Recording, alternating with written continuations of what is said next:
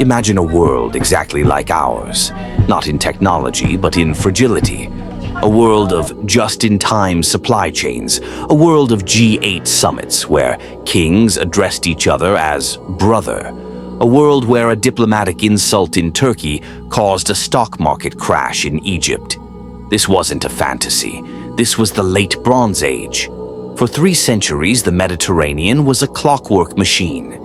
You had the Hittites in the north, the military-industrial complex, the Babylonians in the east, the intellectuals and bankers, the Mycenaeans in the west, the pirate merchants, and Egypt in the south, the breadbasket and the gold mine. They were so interconnected that historians call it the first global economy.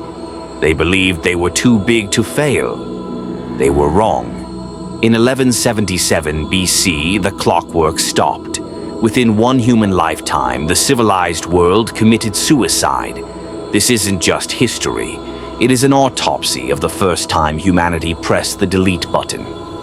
To understand the horror of the collapse, you have to understand the addiction that caused it.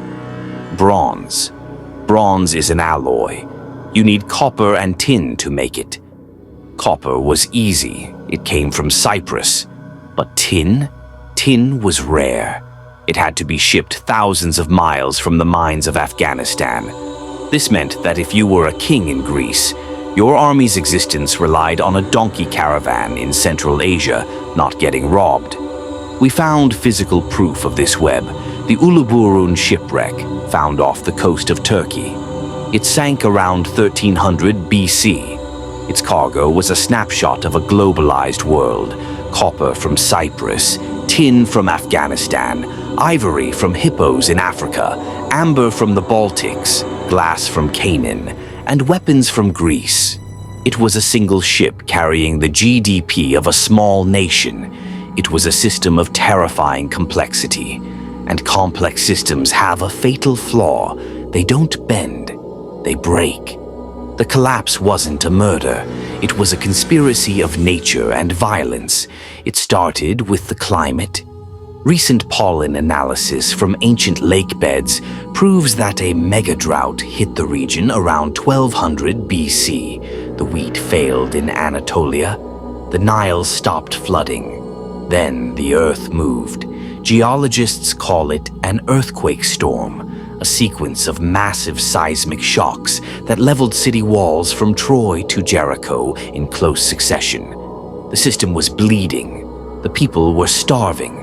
And then, the sharks smelled blood. They are history's greatest ghost story. The Egyptians called them the Shurden, the Shekelesh, the Peliset. We call them the Sea Peoples. We used to think they were a coordinated army. We were wrong. They were something scarier. They were a migration of the desperate. Imagine a moving wall of humanity. Warriors in horned helmets, yes, but behind them, ox carts piled high with furniture, wives and starving children. This wasn't an invasion. It was a stampede. They hit the Hittite Empire first. The Hittites had the most feared chariots in the world. But chariots are useless against a swarm that doesn't care about dying.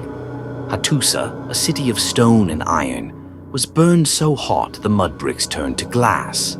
The Hittite Empire didn't just fall. It was erased from memory for 3,000 years. The most haunting moment of the collapse happened in Ugarit, a wealthy trade hub in modern Syria. As the Sea People's ships breached the horizon, the king of Ugarit, Amurapi, sent a desperate letter to the king of Cyprus. We have the actual text. He screams across the millennia, "My father, behold, the enemy's ships came here. My cities were burned, and they did evil things in my country. Does not my father know that all my troops and chariots are in the land of Hatti, and all my ships are in the land of Luca? The country is abandoned to itself." He was begging, but the king of Cyprus couldn't help him, because Cyprus was already burning. Archaeologists found the tablets of Ugarit still in the kiln.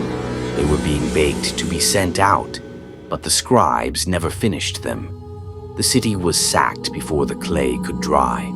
The people of Ugarit were slaughtered in the streets. The survivors fled to the hills. The city was never inhabited again. The Dominoes fell. Mycenaeans fell. The Greeks forgot how to write. The linear B script vanished.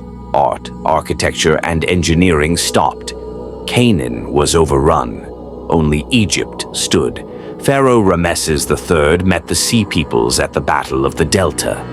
The temple reliefs at Medinet Habu show the carnage, Egyptian archers pinning the invaders against the shore, a slaughter so great the river ran red. Ramesses won the battle, but he lost the world. The victory bankrupted Egypt. The trade routes were severed. The tin stopped flowing. The bronze stopped coming. The Golden Age ended not with a whimper, but with silence. For 400 years, the Mediterranean went dark. Populations plummeted. People lived in the ruins of palaces they no longer knew how to build, spinning legends about the Cyclops who must have stacked those massive stones. Conclusion. The Bronze Age collapse teaches us a lesson we refuse to learn. Civilization is not a fortress, it is a garden. It requires constant maintenance, stable climates, and peaceful trade. We look at the late Bronze Age and see a mirror. We see a hyper-globalized, interdependent, technologically advanced society that felt invincible. They thought the good times would last forever. They thought their walls were high enough. But when the copper stopped moving, the lights went out. If the trucks stopped moving today, how long would we last?